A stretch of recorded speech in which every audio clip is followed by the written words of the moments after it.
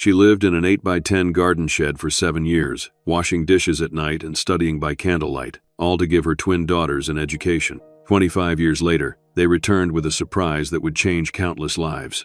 Olivia Reynolds had once been a promising medical student with a bright future ahead of her. She and her husband Robert, a construction worker, had been saving for their first real home while eagerly awaiting the birth of their twins. They had modest dreams, a small yard perhaps, a room where their children could play, and eventually, Olivia's medical degree hanging proudly on the wall. But life doesn't always follow our carefully laid plans. Sometimes, it takes unexpected turns that test the very limits of human endurance. Spring in Chicago, 2000. The city was shaking off the chill of winter, and 26-year-old Olivia Reynolds couldn't contain her excitement as she arranged tiny yellow ducks on the shelf of what would soon be a nursery. At 6 months pregnant with twins, her rounded belly made it difficult to reach the back of the shelf, but she was determined to create the perfect space for her babies. "I think they'll be girls," she told Robert as he walked in after his shift at the construction site. His work clothes were dusty, but his smile was bright as he placed his hands gently on her stomach. "As long as they're healthy," he replied, the same answer he always gave. "And as long as they're as smart as their mother."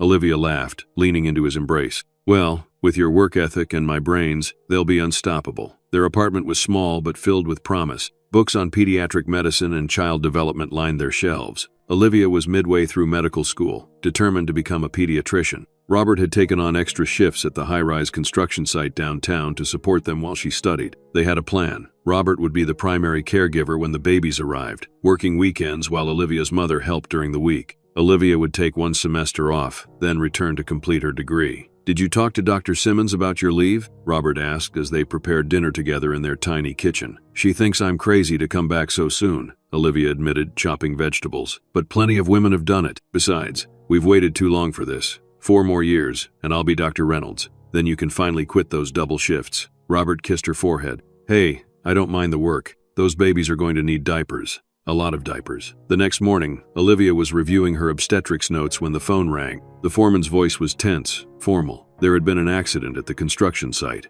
A platform had collapsed. Robert had fallen from the 14th floor. The world stopped spinning. At the hospital, the doctors spoke in hushed, gentle tones that barely penetrated the roaring in Olivia's ears. Internal bleeding, multiple fractures. They had done everything possible. She was allowed to see him, to say goodbye, his body broken beyond recognition, before he was gone forever. The twins kicked inside her as she sat motionless in the hospital waiting room, a cruel reminder that life continued even when it felt impossible. The funeral passed in a blur of faces and voices. Robert's parents, stern and proper, stood rigidly across from her at the graveside. "If you had been content with a normal job instead of pushing him to support your fancy education, he wouldn't have been working so hard," her mother-in-law hissed during the reception. "He would still be alive." Olivia couldn't even find the words to defend herself against such cruelty. The truth was, in her darkest moments, she had thought the same thing. The medical bills arrived next. Emergency services, surgical attempts to save him, the funeral costs. Robert's life insurance policy,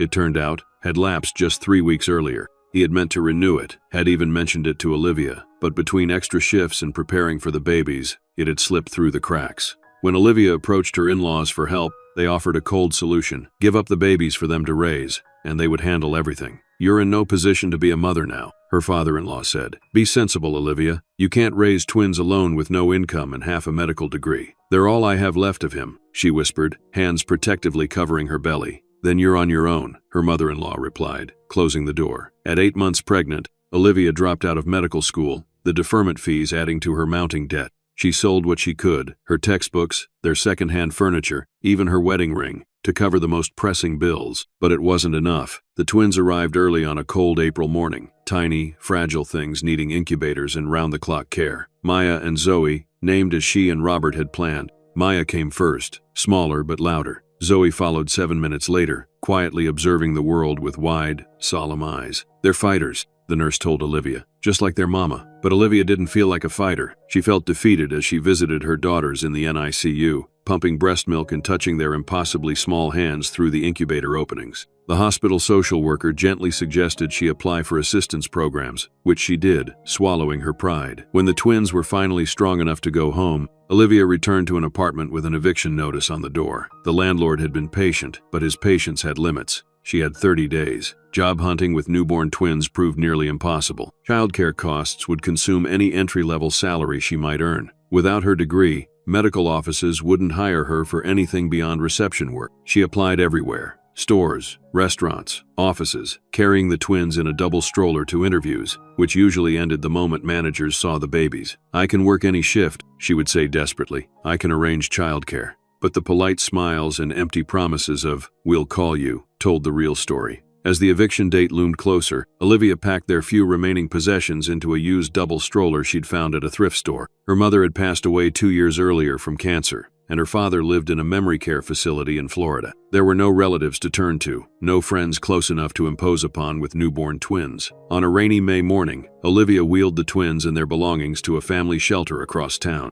The intake worker was kind but direct. "We're at capacity right now, but we can put you on the waiting list. It might be 2 weeks. "We don't have 2 weeks, Olivia said, fighting back tears. "We don't have anywhere to go tonight." The worker made some calls, finding them emergency placement for 3 nights in a church basement shelter. It was loud, chaotic, and Olivia barely slept, keeping the twins close to her body on a thin mattress on the floor. For 2 weeks, they moved between temporary shelters, carrying everything they owned in the stroller. The twins, now 2 months old, were colicky and overwhelmed by the constant changes. Olivia was running on empty, surviving on donated food and determination. It was during a desperate walk through Westside Park that Olivia spotted the abandoned shed behind an overgrown community garden. It was small, perhaps 8 by 10 feet, with a slanted roof and broken windows, but it had walls. It had a door. It offered shelter. Looking over her shoulder, Olivia pushed through the tangled garden to examine it more closely. The padlock on the door was rusty and broke easily when she hit it with a rock. Inside, garden tools hung on peeling walls, and the wooden floor was partially rotted in one corner, but it was empty, forgotten. That night, instead of returning to the shelter, Olivia brought the twins to the shed. She cleared the spider webs and swept the dirt floor with an old broom she found inside. Using cardboard from a nearby dumpster, she covered the broken windows. She changed the babies on a clean blanket spread across an upturned wheelbarrow, singing softly to keep them from crying. "This is just temporary," she whispered, though she had no plan beyond surviving another day, just until Mommy figures things out. Over the next week, Olivia scavenged materials to make the shed more livable. She found discarded plastic sheeting behind a hardware store to patch the leaky roof. An abandoned milk crate became a makeshift table. She fashioned a bed from flattened cardboard boxes and the twins' baby blankets. Water came from a spigot in the garden. For bathroom needs, she used public restrooms in a nearby library during the day and a bucket in the shed at night. She washed the twins' few clothes in the library sink and dried them on bushes behind the shed. Each improvement was a small victory in a war she feared she was losing. The twins were growing, needing more milk than she could produce.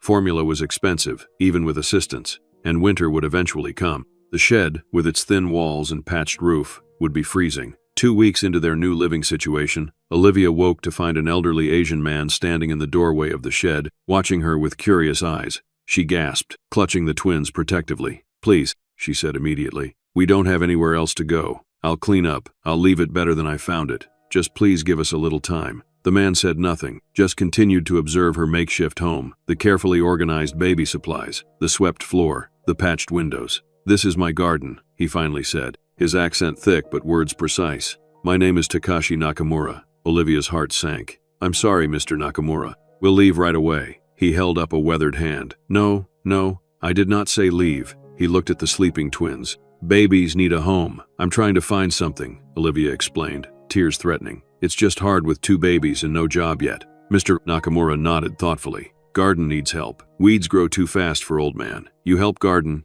you stay in shed." Olivia could hardly believe what she was hearing. "You'd let us stay? I can definitely help with the garden. I can clean, fix things. Garden first," he said firmly. 4 hours each day. Rest time. You find job. Take care of babies." "Thank you," Olivia whispered, tears now flowing freely. "Thank you so much." Mr. Nakamura gave a small bow. Everyone needs help sometimes. Before leaving, he reached into his pocket and pulled out a small brass key. "New lock. You keep shed safe." After he left, Olivia held the twins close, whispering to them through happy tears. "Did you hear that? We have a home now. It's not much, but it's ours. And Mommy's going to make it better, I promise." True to her word, Olivia worked in the garden each morning, the twins sleeping in a makeshift shade tent she constructed nearby. Mr. Nakamura taught her which plants were weeds and which were precious vegetables. Under his guidance, the garden flourished, and so did a fragile new hope in Olivia's heart. As summer ripened into fall, Olivia established a precarious routine. Mornings were spent in the garden with Mr.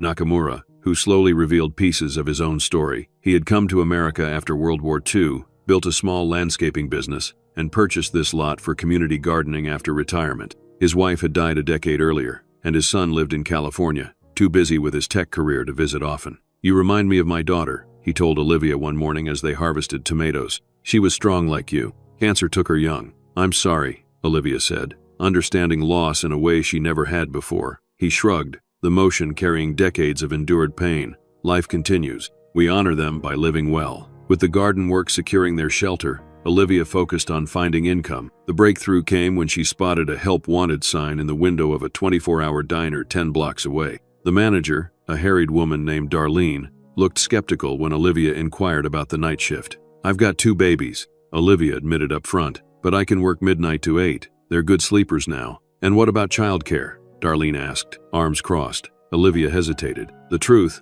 that she planned to bring the sleeping twins with her, would surely end the interview, but she had run out of options. "I don't have childcare," she admitted, "but I was hoping, if they could sleep in the back room. They're quiet, I promise. I can check on them between tables." She expected immediate rejection. Instead, Darlene studied her for a long moment. "My mother waited tables with me sleeping under the counter when I was little," she finally said. "Night shift's hard to fill. You start tomorrow, but first sign of trouble with health inspectors or customers complaining. That's it." Olivia wanted to hug her but settled for a grateful handshake. "You won't regret it, I promise." That night, Olivia modified an old shopping cart she found abandoned near the garden, padding it with blankets to create a mobile crib. At 11:30 p.m., she tucked the sleeping twins inside, covered them with a light blanket, and wheeled them carefully through the quiet streets to the diner. The back room was little more than a storage closet, but it was clean and warm. Olivia created a safe sleeping space on the floor, away from shelves or anything that could fall. Then she donned her apron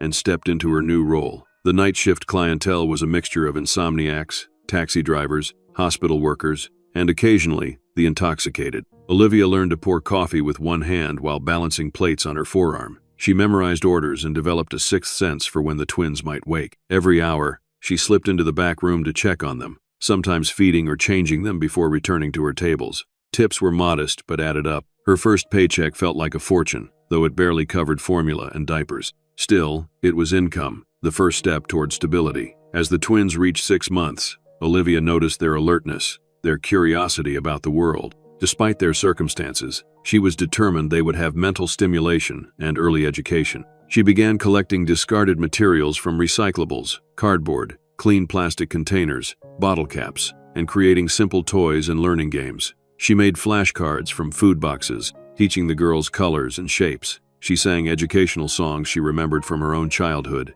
and narrated everything she did, building their vocabulary. At night in the shed, she showed them picture books rescued from library discard bins, pointing out animals and letters. "A is for apple," she would say, pointing to the faded illustration. "B is for butterfly." The shed itself was slowly transforming. Olivia had patched the walls with salvaged wood and lined the inside with cardboard and newspaper for insulation. She'd created a small rocket stove from tin cans and bricks for heat, venting it carefully through a metal pipe in the wall. A plastic tarp now covered the roof, stopping the persistent leaks. She'd even managed to find a discarded futon mattress, which she thoroughly cleaned and placed on wooden pallets to keep it off the ground. As winter approached, however, Olivia worried. Chicago winters were brutal, and despite her improvements, the shed would be dangerously cold. She worked extra shifts at the diner, saving every penny for a small space heater and the electricity to run it. Mr. Nakamura, observing her preparations, appeared one morning with his son, a serious-looking man in an expensive coat who regarded Olivia with obvious disapproval. "My father tells me you are living here,"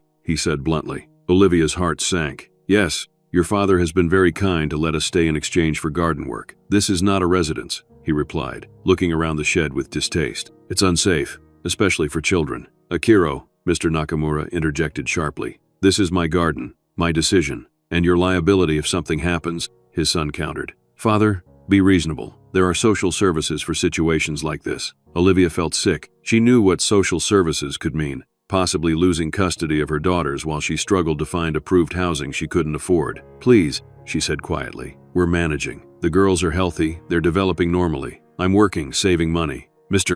Nakamura spoke rapidly to his son in Japanese, his usually calm demeanor clearly agitated. After a heated exchange, Akiro sighed heavily. "My father is stubborn," he said. "He insists you stay. But I want to be clear. If anything happens to those children, I will hold you personally responsible. After he left, Mr. Nakamura apologized. My son worries. Lawyers always worry. He's right to be concerned, Olivia admitted. This isn't ideal for children. Life is not ideal, the old man replied simply. We make it better where we can. He handed her a small electric space heater. For winter, be careful with fire. That winter proved to be one of Chicago's coldest in decades. The space heater helped, but Olivia still padded the shed with every insulating material she could find. On the worst nights, when temperatures dropped below zero, they couldn't stay in the shed. Instead, Olivia would take the twins to the 24-hour library until closing time, then to her shift at the diner, where Darlene would sometimes let them sleep in the booth farthest from the door until morning.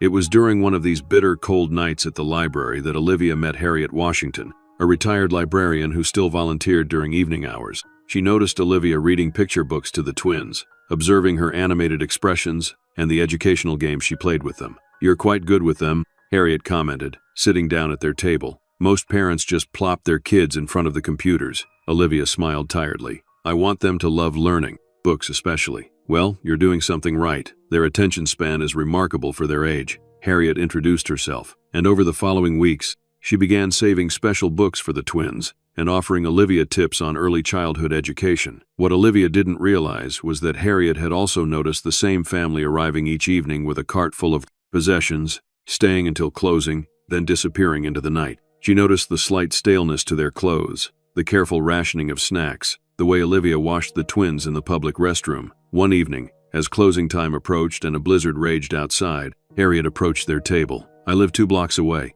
she said casually. My guest room is small, but it has a double bed. You're welcome to stay tonight. This weather's not fit for anyone to be out. Olivia hesitated, pride warred with practical necessity. The wind howled outside the windows, and the thought of wheeling the twins through snowdrifts to the diner made her decision. Just for tonight, she agreed. Thank you. Harriet's apartment was warm and filled with books, just as Olivia had imagined a librarian's home would be. The guest room was tiny but clean, with faded floral wallpaper and a patchwork quilt on the bed.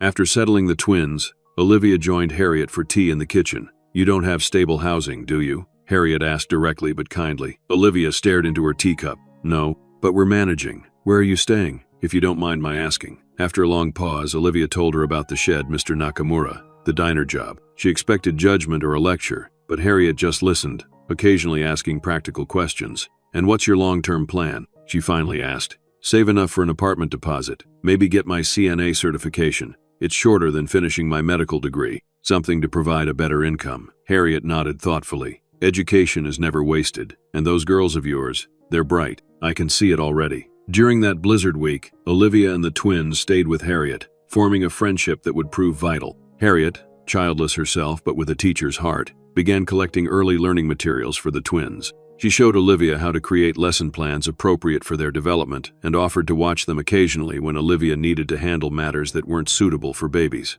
You remind me of my younger sister, Harriet told her. She was a single mother too, worked herself to the bone to give her son opportunities. He's a doctor now. By spring, the twins were crawling and babbling, right on schedule despite their unconventional life. Olivia continued her night shifts at the diner while working in the garden during the day. The shed, now equipped with salvaged shelves and carefully organized baby supplies, felt as close to a home as their circumstances allowed. But the constant work and stress were taking a toll. Olivia had lost weight she couldn't afford to lose. She caught every cold the twins brought home, each lasting longer than it should. One June morning, while weeding Mr. Nakamura's tomato plants, the world suddenly tilted sideways. She heard him calling her name as darkness closed in. She woke in a hospital bed, an IV in her arm and Harriet sitting beside her, holding her hand. The twins? Olivia asked immediately, trying to sit up. Are fine, Harriet assured her. They're with Mr. Nakamura and his daughter-in-law. Don't worry. The doctor diagnosed exhaustion, anemia, and malnutrition. You're running on empty, he told her bluntly. Your body can't sustain this pace without proper nutrition and rest. I don't have a choice, Olivia replied. Then you need to make one, he said, before your daughters lose their mother too. During her 3-day hospital stay, Olivia had time to think, really think, beyond day-to-day survival. The twins were growing, would need more than she could provide in their current situation. She needed a better job, which meant more education. When Harriet visited, Olivia shared her realization. I need to go back to school. Harriet didn't look surprised. I thought you might come to that conclusion. Any ideas how? I still have my acceptance to the nursing program at City College. I never formally withdrew, just took an unofficial leave. If I could somehow manage even part-time classes, childcare would be the biggest hurdle, Harriet mused. Not to mention tuition. I qualified for scholarships before, Olivia said. Maybe some are still available. As for childcare, I don't know. The diner at night, classes during the day. When would I see the twins? When would I sleep? One step at a time, Harriet advised. Start by checking if your scholarships are still valid. Upon discharge, Olivia was surprised to find Mr. Nakamura and Akiro waiting alongside Harriet. The twins, now 1 year old, babbled excitedly from their stroller. We have discussed your situation, Mr. Nakamura said formally. Olivia tensed, expecting the worst, that they could no longer stay in the shed. My son has concerns about your living conditions, he continued. As do I, after your collapse. I understand, Olivia said, heart sinking. We'll find somewhere else. That is not what I said, Mr. Nakamura chided. Listen before answering. Akiro stepped forward. My father is stubborn, as I said. He insisted I find a solution instead of a problem. He didn't look entirely pleased about this. I've spoken with a contractor. The shed needs proper insulation, electrical wiring to code, and a real door. It's still not an ideal living situation, but it would be safer. Olivia stared at them in disbelief. You're going to improve the shed? For us? Under specific conditions, Akiro clarified. You must seek better housing options through proper channels. You must address your health concerns, and you must have a plan for the children's future that doesn't involve living in a garden shed indefinitely. I do, Olivia said firmly. I'm going back to school. The upgraded shed, while still tiny, was transformed. Proper insulation and drywall replaced the cardboard-lined walls. A small window air conditioning unit, donated by one of Mr. Nakamura's former employees, made summer bearable. The legally installed electrical outlet powered not just the heater and AC, but also a small lamp for reading and studying. Akiro's contractor friend had been creative with the limited space, building a platform bed that Olivia slept on, with the twins' mattress sliding underneath during the day to create floor space. A fold-down table attached to the wall served as a dining area and desk. The roof no longer leaked, and the new steel door locked securely. It's still a shed, Akiro reminded her when the work was completed, but at least it meets minimal safety standards. To Olivia, it felt like a palace. With their living situation stabilized, Olivia focused on education, both the twins and her own. A visit to the college confirmed that her academic scholarship could be partially reinstated if she maintained excellent grades. The nursing program offered evening classes, which would allow her to keep her night job at the diner. The childcare puzzle was solved through an unlikely alliance. Harriet volunteered to watch the twins 2 evenings a week during Olivia's classes. For a third evening, Mr. Nakamura's daughter-in-law Yuki, who had softened toward Olivia after her husband's intervention, offered to help. The remaining class would be an online course Olivia could complete during the twins' nap time. That September, as the twins turned 18 months old, Olivia entered the nursing program. She attended orientation wearing a carefully thrifted outfit, her second-hand textbooks purchased with money she'd been saving all summer. Her classmates were mostly younger, living with parents or partners, complaining about workloads that seemed luxuriously light to Olivia. Her schedule was punishing. Mornings were devoted to the twins, educational activities, walks to the park, visits to the library for story time. Afternoons were for studying while they napped, followed by dinner preparation and getting the girls ready for whoever was watching them that evening. 3 nights a week, she attended classes from 6-9 p.m., then went directly to her diner shift until 6 a.m. She would return to the shed, sleep for 3 hours while Mr.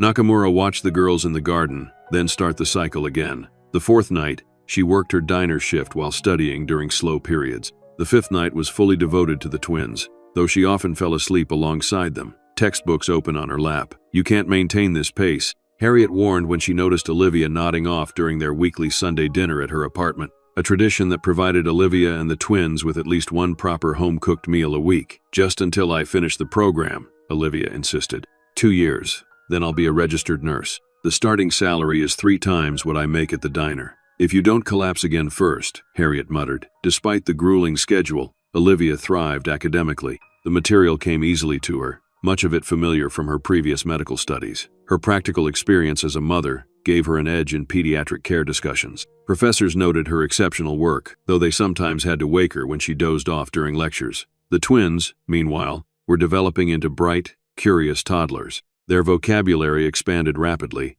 partly due to Olivia's constant narration of everything around them, and partly from Harriet's structured learning activities. By age 2, they could identify all their colors, count to 20, and recognized a surprising number of written words. They're quite advanced, Harriet noted one afternoon as Maya correctly identified animals in a picture book while Zoe arranged blocks by size order, especially considering their circumstances. "I don't want them limited by our situation," Olivia said, watching them with fierce pride. "They deserve every opportunity." "Have you thought about preschool? Head Start has excellent programs." Olivia sighed. "I've looked into it. The nearest program has a 2-year waiting list unless you have priority status. Priority status typically went to children with documented special needs or those in the foster system. Olivia's daughters, despite their housing situation, didn't qualify for immediate placement." "That's ridiculous," Harriet huffed. "These girls would benefit tremendously from early structured education." "I know. I'm on every waiting list in the county. For now, I'll keep teaching them myself."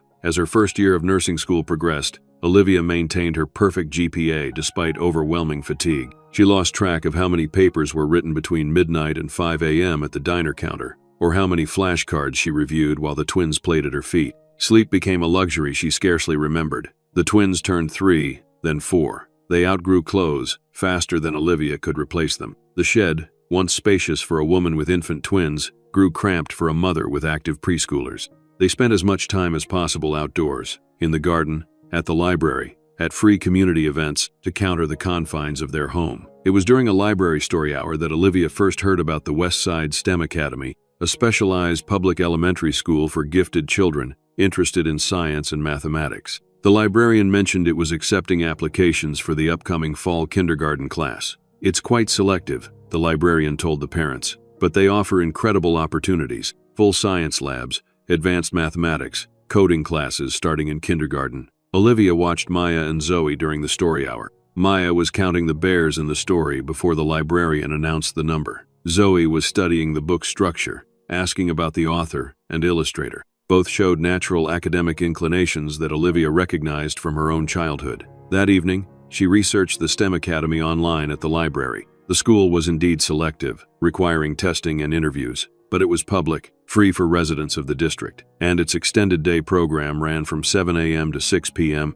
which would allow Olivia to pick up additional daytime hours at the diner or a clinical setting as her nursing program required. The application process proved challenging. It requested a permanent address, the garden shed wouldn't qualify, employment information, and previous educational records for the children. While the twins had received all their required vaccinations through free clinics, they had no formal preschool experience. "Use my address," Harriet offered when Olivia explained the dilemma. "I'm within the district boundaries." "That would be lying," Olivia hesitated. "That would be giving those brilliant girls a fighting chance," Harriet countered. "Besides, you're here 3 days a week for dinner and lessons. It's practically a second home." With Harriet's address on the application, the twins secured testing appointments. Olivia prepared them diligently, not by drilling academic content, but by explaining the testing environment and encouraging them to show what they knew without fear. On testing day, she dressed them in clean, second-hand dresses and carefully braided their hair. They looked like any other hopeful kindergartners,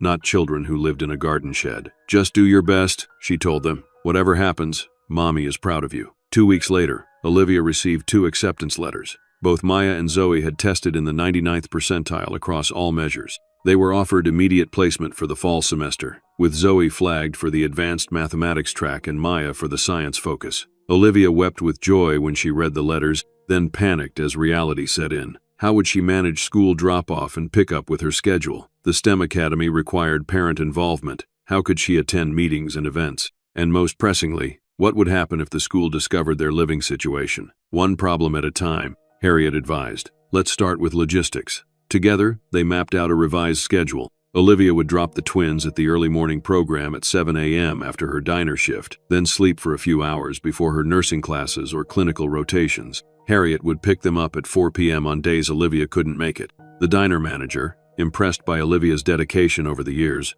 agreed to a more flexible schedule to accommodate her changing needs. The twins' enrollment began smoothly. Their teachers were impressed by their academic preparation and social skills. Despite never attending preschool, they integrated well with their classmates. No one questioned their listed address, and Harriet made sure to attend the initial parent meetings alongside Olivia to reinforce the fabrication. The new schedule was even more demanding than before. Olivia now rushed from night shifts to school drop-off, then to her own classes or clinical work, then back to pick up the twins when possible. She studied during every free moment, on buses between destinations, during her lunch breaks, late at night when the twins were asleep, but the results were worth it. The twins flourished at the academy, bringing home exciting projects and new knowledge every day. Maya developed a passion for insects and ecology, collecting specimens from the garden to examine. Zoe showed remarkable mathematical intuition, solving puzzles meant for much older children. You've given them a foundation most privileged children don't have, their kindergarten teacher told Olivia during a conference. Their curiosity, their work ethic, it's exceptional. Olivia didn't mention that their work ethic came from watching their mother study by candlelight when the electricity allocation for the month ran out, or that their resourcefulness developed from making toys out of discarded materials. As the twins progressed through kindergarten and into first grade, Olivia advanced through her nursing program. Her clinical evaluations were stellar, with supervisors noting her compassion, attention to detail, and calm under pressure. Life had taught her crisis management skills that couldn't be learned in any classroom. Their careful balancing act seemed sustainable until a series of crises hit simultaneously during the twins' second grade year. First, Mr. Nakamura suffered a severe stroke. He was hospitalized, then moved to a rehabilitation facility. Without his daily presence in the garden, Olivia worried about their housing situation. Akiro visited the garden occasionally, checking on its upkeep but saying little about the future. Then, Olivia's nursing program entered its most intensive phase, requiring full-time clinical rotations that made her night shift at the diner impossible to maintain. She had saved some money, but not enough to cover 3 months without income. The final blow came when a new family moved into the house adjacent to the garden. The mother, watching from her kitchen window, noticed the comings and goings from the shed. One afternoon, she approached Olivia as she was helping the twins with homework at the small outdoor table Mr.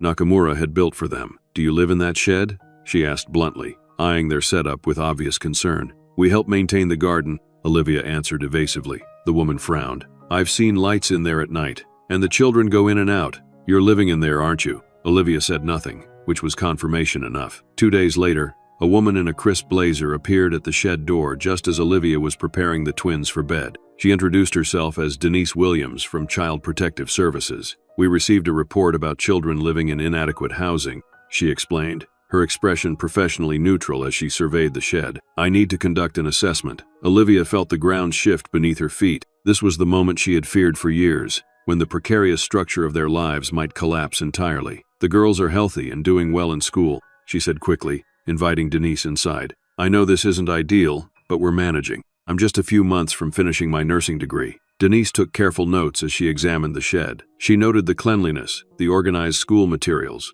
the small shelf of books. She asked to see the girls' health records, school reports, and Olivia's student identification. "How long have you been living here?" she asked. "Almost 7 years," Olivia admitted. "Since the twins were 2 months old." Denise's eyebrows rose. 7 years in this shed? "It's been improved," Olivia pointed out. "There's proper insulation now, electrical wiring to code. It's small, but it's safe." "Mrs. Reynolds," "Ms." Olivia corrected automatically. "My husband died before the twins were born." Something in Denise's expression shifted slightly. "Ms. Reynolds, while I can see you're doing your best under difficult circumstances, this living situation does not meet minimum housing standards for children. I'll need to file my report and discuss options with my supervisor." "What kind of options?" Olivia asked, her throat tight with fear. "That depends. There might be emergency housing assistance available. There are also temporary placement options while more permanent housing is secured." "Temporary placement? You mean foster care?" Panic edged Olivia's voice. "Please, you can't separate us. The girls are thriving despite everything. They're top of their class at the STEM Academy. We've been through so much together." Denise hesitated, then closed her notebook. "Look, I'm going to be straight with you because I can see how much you care. Cases like yours are complicated. You're clearly an attentive mother doing everything possible for your children. But this," she gestured around the shed, "will be hard to justify to my supervisor. The regulations are clear about minimum square footage, separate sleeping areas, proper facilities." Olivia sank onto the edge of the bed, the twins watching wide-eyed from their homework table. "What can I do? I'm so close to finishing my degree. 3 more months of clinical rotations, then I'll be able to get a nursing position. We can get a proper apartment then." 3 months is a long time in the system," Denise said gently, "and there's still the gap between graduation and securing employment." That night, after the twins were asleep, Olivia sat outside the shed under the stars, facing the hardest decision of her life. Perhaps the girls would be better off in temporary foster care, with regular meals, proper bedrooms, stability. They could continue at the STEM Academy while Olivia completed her degree and secured housing. It would be a matter of months, not years. The thought of separation was unbearable, but was she being selfish? Was her determination to keep them together actually holding them back? As dawn broke, Olivia began packing the twins' few precious possessions, their favorite books, the handmade dolls Harriet had sewn for them, their academic certificates from school. Their entire lives fit into 2 small backpacks. She would explain everything to them after school, prepare them for what was coming. When Denise returned that afternoon, Olivia had the backpacks ready by the door. The twins were at school, which was deliberate. Olivia couldn't bear to see their faces when she explained what would happen. "I've been thinking about what you said," Olivia began, her voice hollow. "Maybe temporary placement is best while I finish my degree. They deserve better than this." Denise looked surprised, then studied Olivia's devastated expression and the small backpacks by the door. She sighed heavily. "Before we discuss that option, there's something I should tell you," she said, setting down her briefcase. "When I was 16, my mother lost our apartment. We lived in her car for 3 months before a school counselor found out. I was placed in foster care while my mother tried to get back on her feet." Olivia looked up, confused by this personal revelation. "My mother was doing her best, just like you," Denise continued. "But once I entered the system, it took 2 years before we were reunited, even though the initial plan was temporary. The system moves slowly, and circumstances change. Why are you telling me this? Because I see a mother who has created stability against impossible odds. Those girls are healthy, educated, and clearly loved. Breaking that bond, even temporarily, could do more harm than good." Denise opened her briefcase and pulled out several brochures. "There's a nonprofit organization called Second Chance Housing that specifically works with parents in education programs. They provide transitional housing and support services on the condition that you maintain your academic standing and the children remain in school." Olivia stared at the brochures, afraid to hope. "I've applied for housing assistance before. The waiting lists are years long. This program is different. It's privately funded and designed specifically for situations like yours, parents who are close to completing education that will lift their families out of poverty. I've already spoken with the director. They have an opening in a 2-bedroom unit near the medical center where you're doing your clinical rotations." "What's the catch?" Olivia asked, still suspicious of sudden good fortune after years of struggle. "No catch. Strict requirements. You must maintain your GPA, attend financial literacy workshops, and participate in community meetings. The twins continue their education without interruption. Rent is subsidized based on your income, which I understand is limited during your clinical phase. The program lasts up to 1 year, by which time you should be established in your nursing career." Olivia's hands trembled as she read through the materials. "Why would they accept us? There must be many families in need." Denise smiled slightly. "Your case is compelling. 7 years in a shed while maintaining perfect grades in nursing school and raising academically gifted children. The director was impressed by your determination. Plus, I may have advocated strongly on your behalf. Why would you do that? You don't know us." "I know enough," Denise replied. "Sometimes, the system needs to recognize when a family is working against impossible odds and offer a hand up instead of tearing them apart." 2 weeks later, Olivia and the twins moved into their transitional apartment. After 7 years in the Aiksten shed, the modest 2-bedroom unit felt palatial. The twins explored in wonder, marveling at having their own bedroom, a bathtub, a refrigerator. Simple things most families took for granted were miraculous to them. "Is this really ours, Mommy?" Maya asked, spinning in the middle of the living room. "For now," Olivia replied cautiously, still afraid to fully trust their change in fortune, "while Mommy finishes school." That first night, the twins insisted on sleeping together despite having separate beds. After years in the shed, the apartment felt too vast, too empty. Olivia understood. She left her bedroom door open, finding the sudden privacy disorienting after years of communal living in a single room. The Second Chance program provided more than housing. It offered childcare during Olivia's clinical hours, tutoring for the twins, and a supportive community of other families working towards self-sufficiency. For the first time, Olivia met other single parents with similar struggles, different in circumstance but unified in their determination to create better lives through education. With stable housing and support services, Olivia excelled in her final clinical rotations. The twins continued to thrive at the STEM Academy, now able to invite friends for playdates and participate in after-school activities. Their lives expanded in ways that had been impossible in the shed. Before graduation, Olivia took the twins to visit Mr. Nakamura in his rehabilitation facility. Though his speech was impaired from the stroke, his eyes brightened when he saw them. The twins showed him their school projects and told him about their new apartment. "Garden misses you," he said with difficulty, holding Olivia's hand. "We miss it too," she replied, tears in her eyes. "We'd never have survived without you." He shook his head slightly. "You are strong, would find way." When Olivia graduated with honors from the nursing program, her support network filled 2 rows of seats. Harriet, Darlene from the diner, Denise, the staff from Second Chance, and even Akiro and his wife. The twins, now 8 years old, watched with pride as their mother received her nursing pin. "That's our mom," Maya told the woman seated next to her. "She studied every night after we went to sleep, even when the electricity ran out."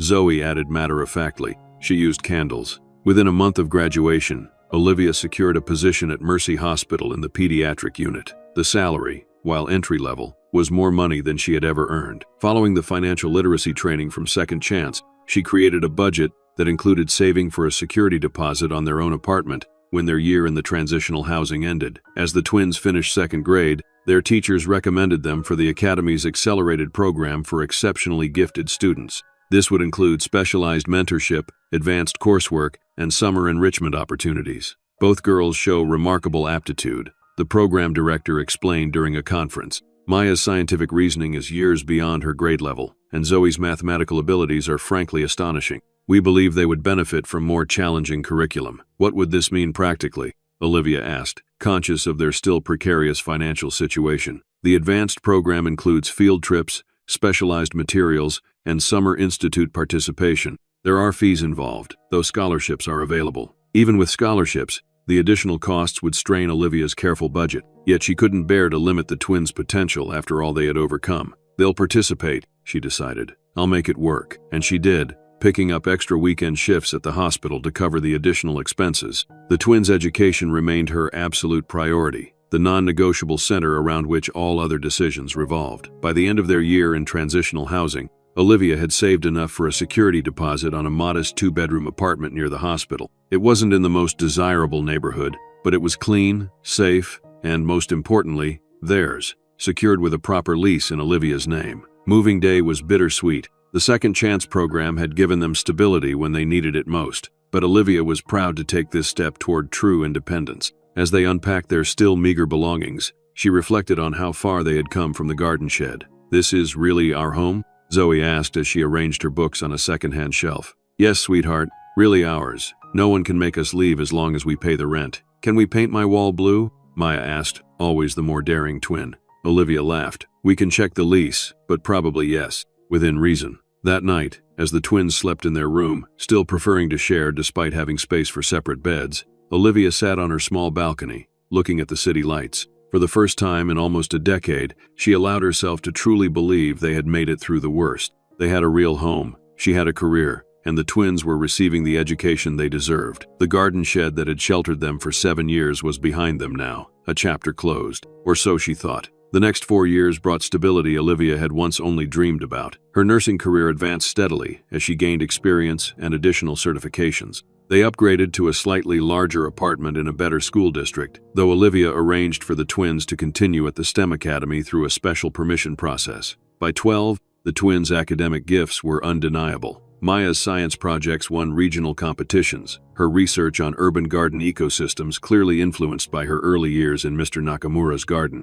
Zoe's mathematical abilities had advanced to university level, with her middle school teachers arranging for her to take online courses through the state university. It was during their 7th grade year that the letter arrived, an invitation for both girls to apply to the prestigious Westridge Academy, a residential school for exceptionally gifted students. The school, located 100 miles from Chicago, offered an unparalleled education with personalized learning plans, university-level facilities, and direct pathways to elite colleges. "We'd live there?" Maya asked when Olivia showed them the letter. "Away from you?" "During the school year," Olivia explained, her own feelings carefully masked. "You'd come home for holidays and summer." The twins exchanged looks, that silent communication they'd developed in the cramped quarters of the shed, still serving them years later. "I don't want to go," Zoe said firmly. "We're doing fine here." "Me neither," Maya agreed quickly. Olivia sat between them on their small couch. "I want you to think about this carefully. This is an incredible opportunity. Only 50 students nationwide are accepted each year.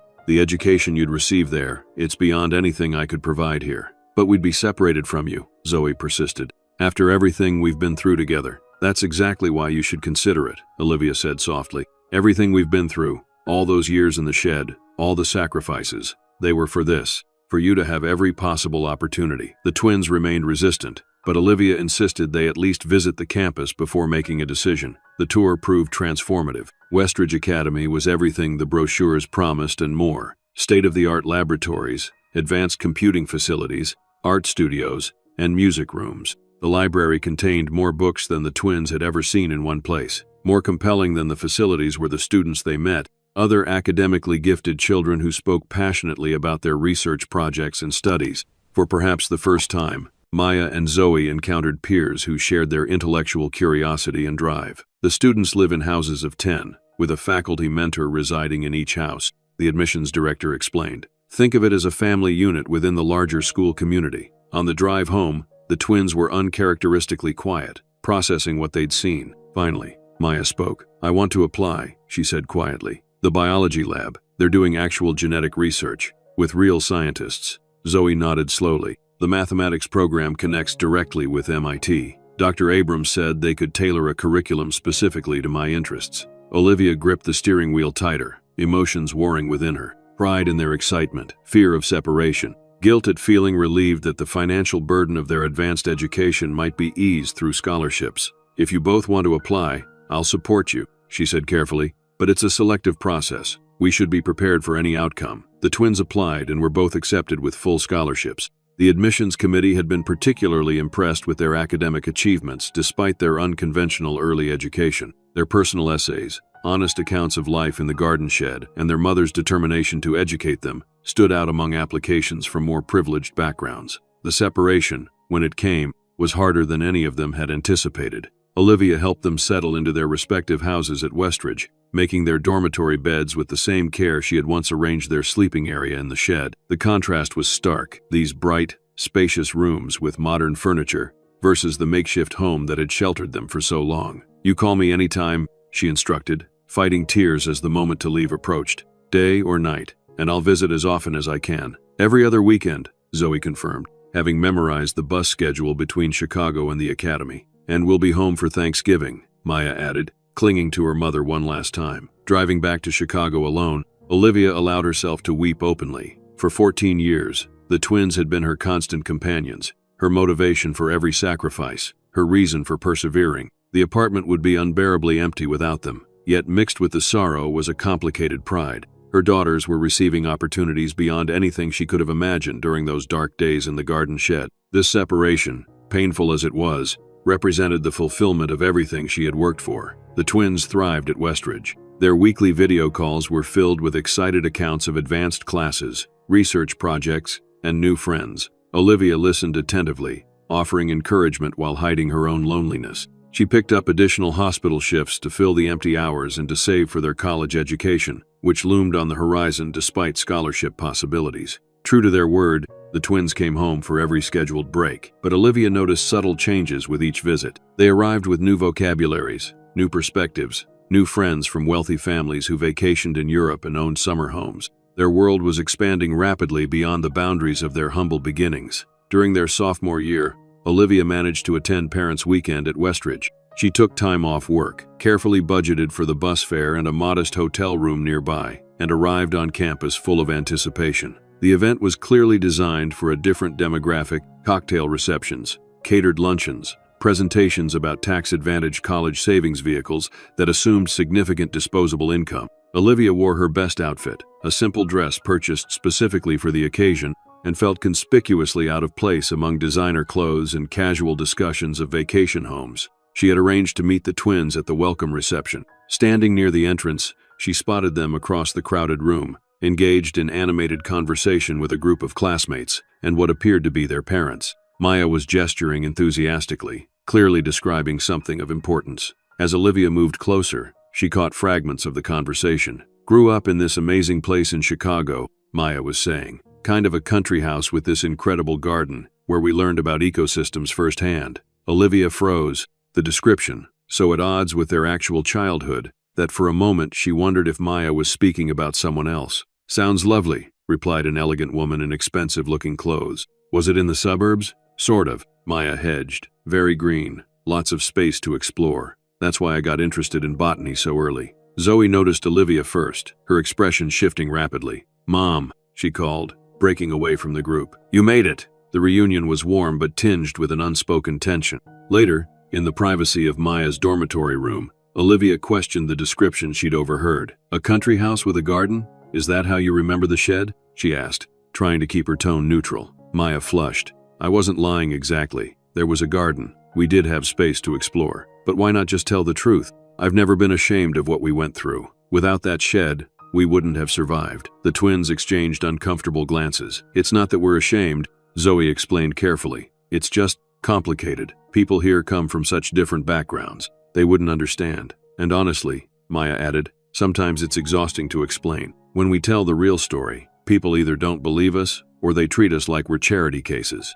Like we only got in because of our inspiring background. Olivia felt a pang of sorrow but nodded slowly. I understand wanting to fit in, but don't forget who you are or where you came from. That shed may have been humble, but there was a lot of love in those four walls.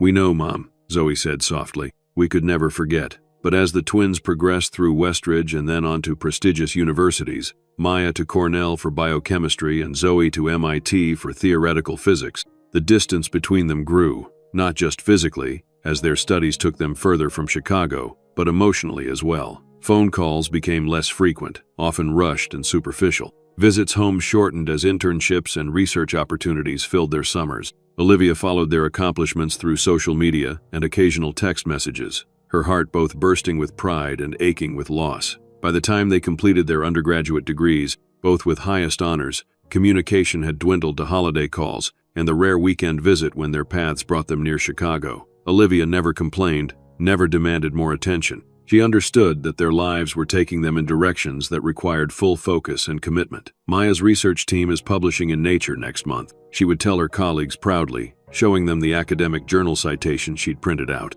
And Zoe has been accepted to Cambridge for her doctoral work. What she didn't share were her fears that the twins had outgrown not just their humble beginnings but their mother as well. That perhaps the very success she had sacrificed everything for had created an unbridgeable gap between them. As the twins entered graduate programs at elite institutions, Maya pursuing a PhD in molecular biology at Stanford and Zoe beginning doctoral research at Cambridge, Olivia faced her own challenges. Years of physical strain from the shed days, followed by the demands of nursing, had taken a toll on her health. At 52, she was diagnosed with early-stage breast cancer. She didn't tell the twins immediately, not wanting to distract them from important research deadlines. Instead, she scheduled her surgery during a period when she knew they'd be absorbed in their work, arranged for Harriet, now in her 80s but still fiercely independent, to drive her home afterward, and took medical leave that she framed as vacation time in her infrequent messages to her daughters. The surgery was successful, followed by radiation therapy that left her exhausted but optimistic about recovery.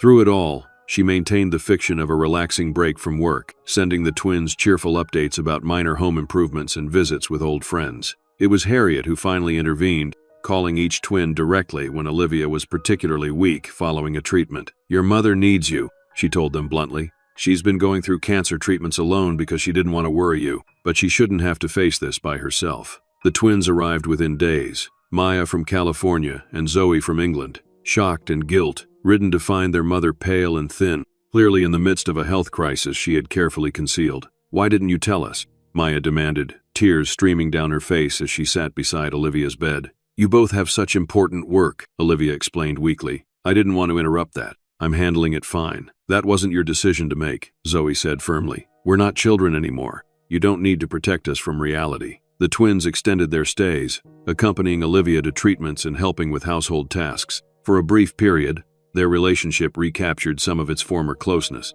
They shared stories from their academic lives, brought Olivia up to date on their research, and reminisced about earlier times, even the shed years, which they could now discuss with a mixture of humor and wonder at their mother's resourcefulness. But academic commitments eventually called them back. Though they arranged for grocery delivery services and hired a part-time caregiver to check on Olivia between treatments, the physical distance resumed, along with the emotional gap that had been growing for years. As Olivia recovered, she was forced to reduce her hours at the hospital. The physical demands of nursing became increasingly difficult, and by 55, she reluctantly accepted early retirement on medical grounds. The reduction in income meant downsizing to a smaller apartment and careful budgeting, but she had always been resourceful with limited means. The twins, meanwhile, were building impressive careers. Maya's research on cellular regeneration attracted significant funding and attention in scientific journals. Zoe's work in theoretical physics led to consulting roles with technology companies developing quantum computing applications. Both traveled internationally for conferences and research collaborations, their lives expanding far beyond the garden shed where they had spent their early years. Communication dwindled further. Birthdays and holidays brought perfunctory calls, and occasional text messages shared brief updates. Olivia followed their professional achievements through academic publications and social media, her pride untarnished by the growing distance between them. "They're busy changing the world," she would tell Harriet during their weekly dinners. "That's what we wanted for them." "But do they know what it cost you?" Harriet would counter, still fiercely protective of her friend. Olivia would simply smile. "They don't need that burden. Knowing is different from understanding. Anyway, how could they truly understand unless they'd lived my life?" In truth, there was a part of Olivia that believed the twins had indeed forgotten, or chosen to forget, the reality of their early years. The reframing she had overheard at Westridge, the country house with a garden, seemed to have become their preferred narrative, a more palatable history to share with colleagues and friends in their new worlds. She didn't blame them. Who would want to explain that they had spent 7 formative years in an 8x10 shed without plumbing, that their mother had washed dishes all night and studied by candlelight while they slept on a mattress under a table, that they had worn secondhand clothes and eaten discounted food and never had a proper birthday party until they were 8 years old? If reimagining that history made their present lives easier, Olivia could accept that. After all, everything she had done, every sacrifice, every hardship endured, had been to give them the freedom to become whoever they wanted to be, unburdened by the limitations that had defined her own life. So when a full year passed without a visit home, Olivia simply sent cheerful updates and congratulations on their latest achievements. When Maya called to say she couldn't make it for Christmas, Olivia assured her it was fine. She understood completely. When Zoe's birthday gift arrived 2 weeks late with an apologetic note about grant deadlines, Olivia called to thank her effusively, making no mention of the delay. She had built her life around giving her daughters wings. She could hardly complain when they soared too high and far to return to the nest. Then, in early spring of 2025, 25 years after those first desperate days in the garden shed, an unexpected letter arrived at Olivia's modest apartment. Not an email or a text message, but an actual envelope with a handwritten address in Zoe's precise script. Inside was an elegant invitation card requesting Olivia's presence at an important event in Chicago 2 weeks later. Both twins had signed it, adding a personal note. "Mom, we know it's short notice, but it would mean everything to have you there. We'll explain everything when we see you. All our love, Maya and Zoe." Olivia read the invitation repeatedly, puzzled by its formality and vagueness. The twins rarely returned to Chicago these days, both building their careers in distant cities. What could be important enough to bring them both home? And why the mysterious phrasing? She called each of them, but both went straight to voicemail. Their text responses were equally cryptic. "Can't wait to see you. Everything will make sense soon. Just please come." For 2 weeks, Olivia alternated between excitement and anxiety. She spent a significant portion of her limited budget on a new outfit for the occasion, wanting to look her best for whatever this mysterious event might be. She had her hair styled for the first time in years, and even splurged on a manicure, something she had never prioritized during the lean years. The designated evening arrived, and Olivia took a bus to the downtown hotel address listed on the invitation. The driver helped her exit near the gleaming entrance, where a doorman directed her to a conference room on the mezzanine level. As she approached the door, Olivia hesitated, suddenly overwhelmed by uncertainty. What if this was some sort of intervention? Had her frugal lifestyle concerned the twins? Were they planning to insist she move to assisted living, though she was only 57 and managing well despite her health challenges? Taking a deep breath, she pushed open the door and froze in astonishment. The large room was filled with people, many of whom she recognized despite the passage of years. Mr. Nakamura's son Akiro and his wife Yuki, now in their 70s. Harriet's daughter, whom Olivia had met only a few times when she visited from Denver. Denise Williams from Child Protective Services, now retired with silver hair. Darlene from the diner, older but still with the same no-nonsense expression. Teachers from the STEM Academy, even the contractor who had improved the shed all those years ago. And at the center of it all, Maya and Zoe, now 35-year-old women at the height of their professional powers, rushing forward to embrace their mother. "What is all this?" Olivia asked, bewildered by the gathering. "It's a reunion," Maya explained, leading her toward the front of the room where comfortable chairs had been arranged. "And a thank you," Zoe added, "to everyone who helped us along the way." Olivia noticed a professional video crew in the corner of the room, cameras trained on her reaction. Before she could question this, an elegant woman approached with a warm smile. "Ms. Reynolds, I'm Dr. Eleanor Chen, director of the Phillips Foundation." Your daughters have been working with us on a very special project. Tonight is just the beginning of what we hope to share with you.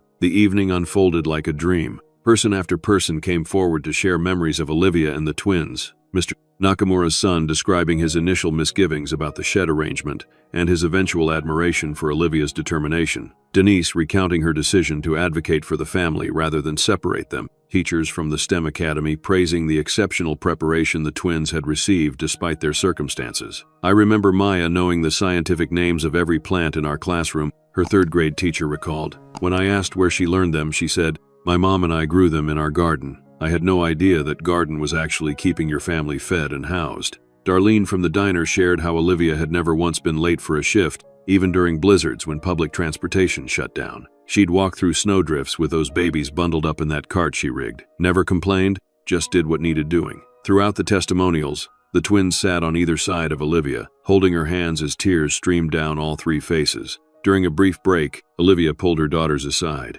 "I don't understand," she whispered. "Why now? Why all these people from the past?" The twins exchanged glances, that silent communication still intact after all these years. "We'll explain everything tomorrow," Maya promised. "For tonight, just know that we never forgot. Not any of it. We've been working on something for years," Zoe added. "Something we couldn't tell you about until we were sure it would succeed." "Working on what?" Olivia pressed. "A legacy," they answered in unison. After the gathering, the twins accompanied Olivia back to her apartment. Though they had offered to book her a room at the hotel, she had insisted on returning home, uncomfortable with such extravagance. They stayed the night, cramming their adult bodies onto the pull-out sofa, as they had during college visits, whispering and giggling as if they were children again. Olivia lay awake in her bedroom, listening to their murmured conversation with a heart full of confused emotions, joy at their presence, lingering hurt from the years of distance, and intense curiosity about what they had planned. In the morning, a sleek black car arrived to collect them. The driver, respectful and professional, informed them they would be traveling about 20 minutes outside the city center. "Where are we going?" Olivia asked as they settled into the comfortable back seat. "To the place where it all began," Maya replied cryptically. "A place you haven't seen in many years," Zoe added. The car turned onto familiar streets, and Olivia felt a strange tightening in her chest as they entered the old neighborhood where the garden shed had stood. Much had changed. New developments had replaced some of the older homes, and trendy cafes now occupied former vacant lots. "Mr. Nakamura's garden," she murmured as they approached the block, "but it must be gone by now, after he died." Her voice trailed off as the car slowed near the location where the community garden had once stood. Instead of the expected condo development or parking lot, Olivia saw an expansive, beautifully landscaped campus spanning what appeared to be several acres. A modernist building of glass and sustainable materials rose in the center, surrounded by smaller structures and garden spaces. As the car stopped at the entrance gate, Olivia noticed the sign, "The Olivia Reynolds Family Renewal Center." "What is this?" Olivia whispered, staring at her name emblazoned on the sign. The twins helped her from the car, each supporting one of her arms as if afraid she might collapse from shock. "This is what we've been working on for the past 15 years, Maya explained, leading her toward the main entrance. "Ever since our sophomore year at Westridge, when we realized how unique our story was, and how many other families face similar struggles. We started small," Zoe continued. "Research, planning, connecting with foundations interested in education and family stability. But I don't understand," Olivia said, still disoriented by seeing her name on the building. "How did you—" "One step at a time," Maya assured her. "We'll explain everything." As they entered the main building, Olivia gasped. The spacious lobby featured a wall of photographs documenting their journey. Olivia in her nursing scrubs, the twins at various ages, even a carefully restored photograph of Robert that Olivia had thought was lost years ago. A young woman approached, extending her hand. "Ms. Reynolds, I'm Jessica Martinez, the center's operations director. It's an honor to meet you. Your daughters have told us so much about you. I still don't understand what this place is," Olivia admitted, overwhelmed. "Perhaps it's best if we show you," Jessica suggested, gesturing toward a corridor. "We've prepared a tour." The tour began in a wing dedicated to transitional housing, 20 fully furnished two-bedroom apartments for families in educational programs. Each unit featured modern amenities, study spaces, and child-friendly designs. "Currently, we have 18 families in residence," Jessica explained. "Each parent is enrolled in degree or certification programs while maintaining stable care for their children. We provide wraparound services including childcare, tutoring, and career guidance." They continued to an education center where children of various ages worked with tutors or engaged in educational activities. A computer lab offered state-of-the-art technology, while a library rivaled those of well-funded schools. All children residing at the center remain enrolled in their regular schools, Jessica noted, but here they receive additional support tailored to their specific needs and interests.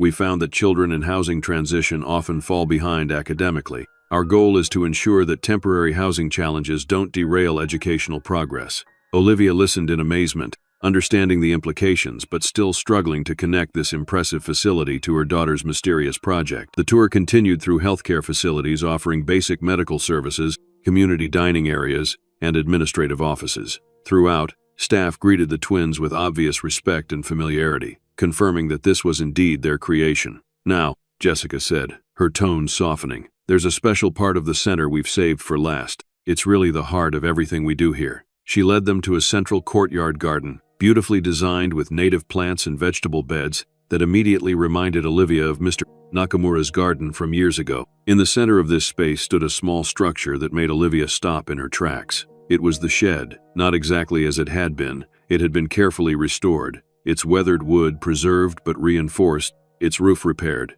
its windows replaced with exact replicas of the ones Olivia had patched so many times, but unmistakably the same 8x10 structure that had sheltered them for 7 years. "How is this possible?" Olivia breathed, approaching slowly. "I thought it would have been demolished years ago. When Mr. Nakamura died, his son was going to sell the property," Maya explained. "But we convinced him to wait. We were only in college then, with no money, but we had a vision. We promised to buy the land eventually," Zoe continued. "He thought we were crazy, 2 college students planning to purchase valuable urban property, but he agreed to lease it to the foundation we were establishing until we could raise the funds." "You've been planning this since college?" Olivia asked, stunned. "All those years when I thought you were just focused on your careers." "We were building this," Maya confirmed. "Every patent Zoe filed, every research grant I secured, a percentage went into the foundation fund. We lived like graduate students for 15 years, Zoe admitted with a small smile, "even after we could afford better. Every extra dollar went here." Olivia approached the shed, touching its familiar walls with trembling fingers.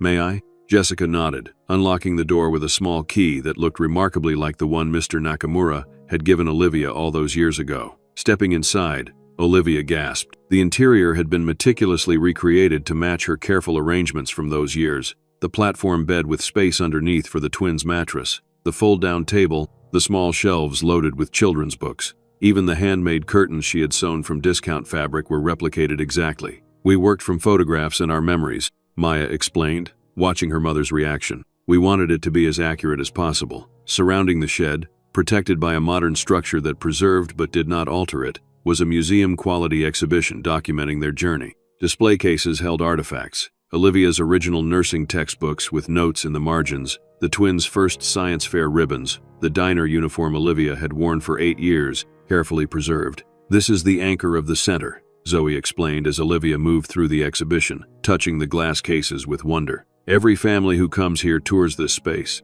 It shows them what's possible, how education can transform lives even starting from the most challenging circumstances." "But why my name on the building?" Olivia asked. "This was your vision, your achievement, because none of it would exist without you," Maya said firmly. "Not just the inspiration for the center, but us, who we became, what we were able to accomplish. Every opportunity we've had came from your sacrifice. We distanced ourselves," Zoe admitted, voice breaking slightly. "Not because we were ashamed or had forgotten, but because we were afraid." "Afraid of what?" Olivia asked. "Afraid of failing," Maya explained. "Of raising your hopes for this project and then not being able to deliver. We couldn't bear the thought of disappointing you after everything you'd done. So we focused on our careers, building credentials and connections that would eventually make this possible," Zoe continued. "And yes, we should have visited more, called more.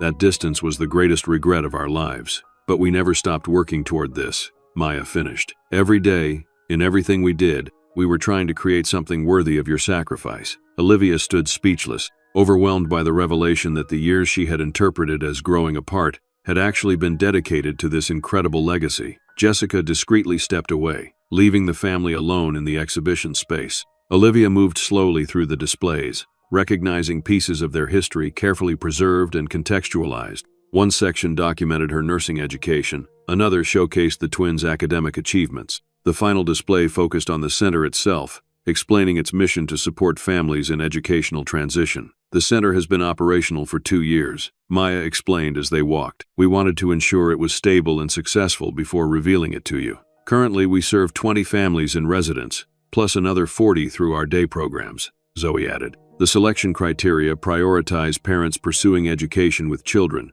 showing academic promise but facing housing instability. Just like us, Olivia murmured. Exactly like us, the twins confirmed together. As they completed the tour, they arrived at a small private courtyard where a table had been set for lunch. Joining them were key figures from the previous night's gathering: Harriet, now using a walker but still sharp-minded, Denise from Child Protective Services, and Akiro, representing his late father. Over the meal, the twins explained the full scope of their project. The Olivia Reynolds Family Renewal Center was now endowed with a sustainable funding model, combining foundation support, corporate partnerships, and income from patents the twins had developed through their research. We've established selection criteria that identify families with the greatest potential for educational success, Maya explained. Not just the children's academic abilities, but also the parents' commitment to their own education and career development. The housing program lasts up to 2 years, Zoe continued, long enough for most parents to complete associate degrees or professional certifications.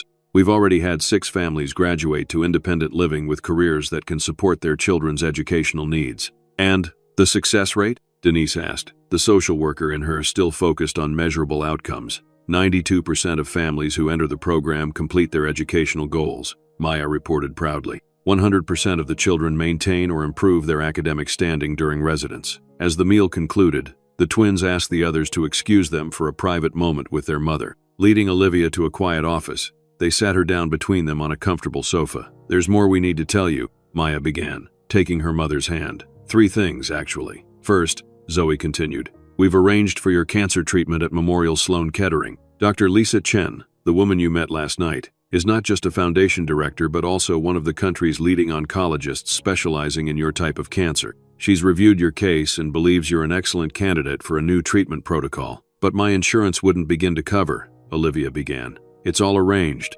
Maya interrupted gently. The foundation has a healthcare program for families of center residents. As the namesake of the center, you qualify automatically. Before Olivia could process this, Zoe continued to the second point. We've established a residence for you here on the campus. It's a private apartment in the staff wing, with a garden view. You would have independence but also community, and access to the center's facilities. And healthcare on site, Maya added. You could retire properly, without financial concerns. Olivia shook her head, overwhelmed. This is too much. You've both done so much already. There's one more thing, Zoe said, glancing at her sister. Perhaps the most important. Maya reached for a laptop on the nearby desk and opened it to reveal a video player. For the past 3 years, we've been working with a documentary filmmaker to tell our story, from the shed to this center. It's called From Shed to Sanctuary. All those interviews last night were part of it, Zoe explained, gathering perspectives from people who were part of our journey. The film has been selected for several major festivals, Maya continued.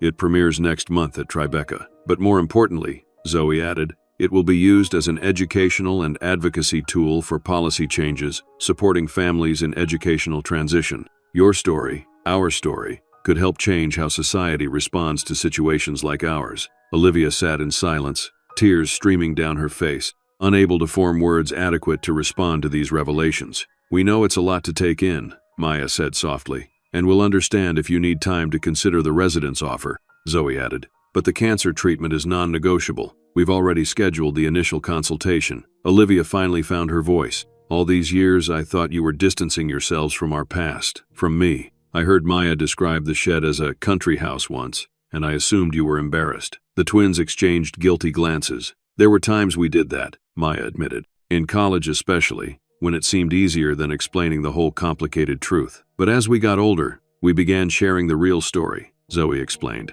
With colleagues who could help us build this place, with foundations who could fund it, with filmmakers who could document it. Our shame wasn't about where we came from, Maya said earnestly. It was about not visiting enough, not calling enough, while we were building this. We were so afraid of getting your hopes up before we were sure it would succeed. Olivia reached out, drawing both daughters into her embrace. I have never been more proud in my entire life, not just of what you've built, but of who you've become. As they held each other, years of misunderstanding and distance dissolved in the recognition of a deeper truth. The twins had never forgotten or rejected their past. Instead, they had transformed it into a legacy that would help countless families facing the same struggles they had overcome. The following week passed in a whirlwind of activity. Olivia began her treatment consultations at Memorial Sloan Kettering, where the prognosis was more optimistic than her previous doctors had indicated. The new protocol offered significant promise for not just remission but potential cure of her early-stage cancer. She also spent time exploring the center more thoroughly, meeting resident families and observing the programs in action. Each day revealed new aspects of the twins' careful planning: how the educational support was structured to accommodate parents' varying schedules,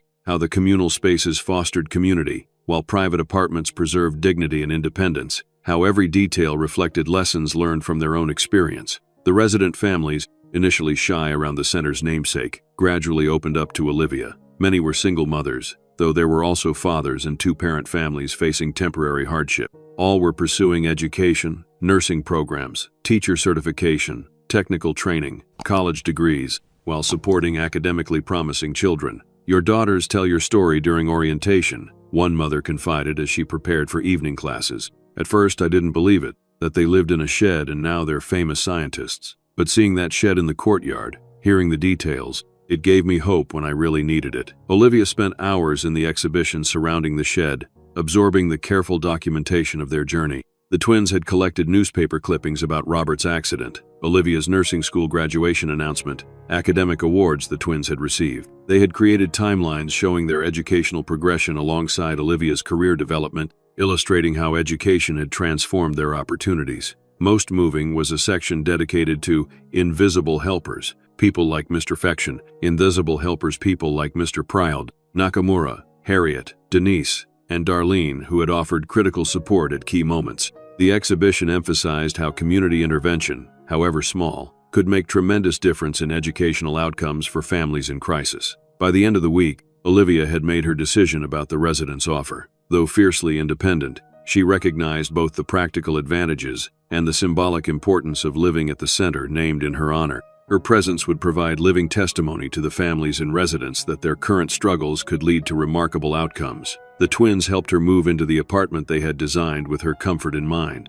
Larger than any space she had lived in since the days before Robert's death, it featured a master suite with accommodations for her medical needs, a study where she could write or read, and a small private garden patio. They had filled the bookshelves with her favorite novels and medical texts, hung photographs spanning their family history, and even recreated the small handmade quilt that had covered the twins' makeshift bed in the shed, now displayed as art on the living room wall. "Is it too much?" Zoe asked anxiously as they showed her the space. "We wanted it to feel like home but not overwhelm you." "It's perfect," Olivia assured them, touching the quilt with reverent fingers. "How did you remember this?" "I thought it was lost during one of our moves. We had it recreated from photographs," Maya explained. "The original was falling apart when we left the shed." "We remember everything, Mom," Zoe said softly. "Every sacrifice, every lesson, every moment you created stability in the midst of chaos." As Olivia settled into her new home and treatment routine, the twins prepared for the documentary premiere. Though initially hesitant to participate in such public exposure of their past, Olivia gradually embraced the potential impact their story might have on policy and perception. "The filmmaker wants to include recent footage," Maya explained during dinner in Olivia's new apartment. "Your reaction to seeing the center, meeting the families. Would you be comfortable with that?" "If it helps other families, yes," Olivia decided, "though I can't imagine anyone wanting to watch a film about us." "Actually," Zoe said, exchanging glances with her sister, "pre-festival interest has been significant. Several streaming platforms are already negotiating distribution rights. Apparently, people find our story compelling," Maya added with a small smile. "Rags to riches stories have always been popular," Olivia remarked. "Though we were never really in rags, just a very small shed." The twins laughed, relieved that their mother could now find humor in what had once been desperate circumstances. The documentary filming concluded with interviews of Olivia interacting with current resident families. She found herself naturally falling into a mentorship role, offering practical advice to parents struggling to balance education and childcare, sharing techniques she had developed for creating educational moments in everyday activities. One afternoon,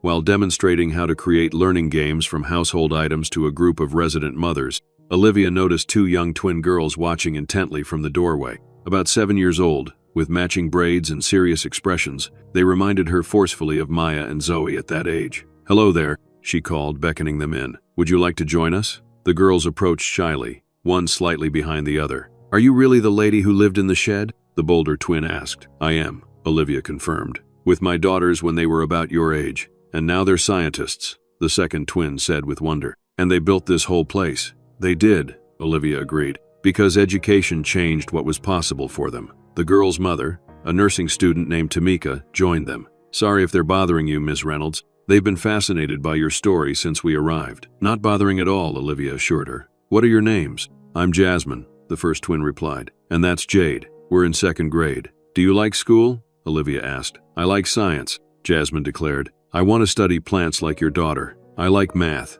Jade added more quietly. But it's hard sometimes. My daughters found those subjects difficult too occasionally, Olivia told them. That's why they work so hard. Nothing worth doing is ever easy. The following day, Olivia found a handmade card slipped under her apartment door. On the front, in careful childish printing, were the words, "Thank you." Inside, a simple message. "Thank you for showing our mommy it's possible." From Jasmine and Jade. Olivia placed the card on her mantle, next to photographs of Maya and Zoe at similar ages. The parallel was undeniable and deeply moving. Another set of twins whose futures might be transformed by their mother's determination and the educational support provided at just the right moment. As the documentary premiere approached, Olivia's treatment progressed favorably. The state-of-the-art protocol was less debilitating than her previous treatment, allowing her to maintain energy for her increasingly active role at the center. She began offering formal mentoring sessions for resident parents, sharing practical strategies for supporting children's education during housing transition. You've become our most valuable resource,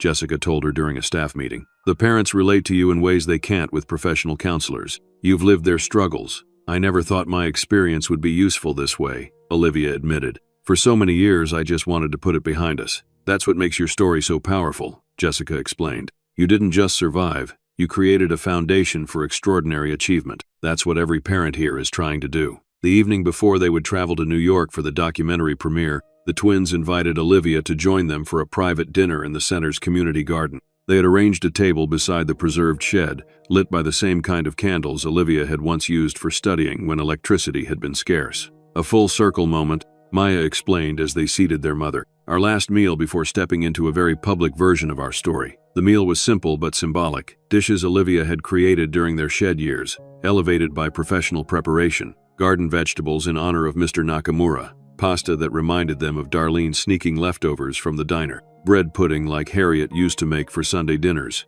As they ate, they reminisced about moments from those challenging years. The winter night they'd built a fort of blankets inside the shed during a blizzard. The summer evening they'd watched fireflies in the garden. The day the twins had brought home their first academic achievement certificates. I worried so much about what you were missing, Olivia confessed. Birthday parties, proper bedrooms, new clothes. I never realized what you were gaining. Resourcefulness, Maya said immediately. I can solve any research problem because nothing seems impossible after watching you create a life from nothing. Perspective, Zoe added. In Cambridge, my colleagues panic over trivial setbacks, but I know what real adversity looks like and how to push through it. Compassion, Maya continued. We understand struggle in ways many of our peers never will. It shapes how we see the world, how we approach our work. And determination, Zoe finished. Nothing has ever been as difficult as those years, which means nothing in our futures ever could be. After dinner, as twilight softened the garden, the three women walked arm in arm to the shed. Olivia stood in the doorway, looking at the meticulously recreated interior that had once been their entire world. It's strange, she said softly. It looks so small now, but back then, it felt like everything, because it kept us together, kept us safe. It was everything, Maya agreed, standing beside her. The foundation of everything we became, and now it's the foundation of something much larger, Zoe added, gesturing to the center buildings surrounding them. A legacy that will continue for generations. Olivia touched the weathered wood of the doorframe, feeling the years beneath her fingers. This little shed was never our failure, she whispered. It was always our beginning. The twins wrapped their arms around their mother, the three of them silhouetted in the doorway of the small structure that had both sheltered their past and now anchored their shared legacy, a testament to the power of maternal love, educational opportunity, and the extraordinary potential that lies within every child, regardless of where they begin their journey. The documentary From Shed to Sanctuary won the Audience Award at the Tribeca Film Festival and was subsequently acquired by a major streaming platform, bringing the Reynolds family story to millions of viewers worldwide. Its release sparked renewed policy discussions about educational support for families in housing transition, with several states implementing programs inspired by the center's approach. Olivia, now cancer-free following her successful treatment, divides her time between mentoring resident families at the center, and speaking nationally about educational equity and the transformative power of maternal determination. The handmade card from Jasmine and Jade travels with her to every speaking engagement, a reminder of why sharing their story matters.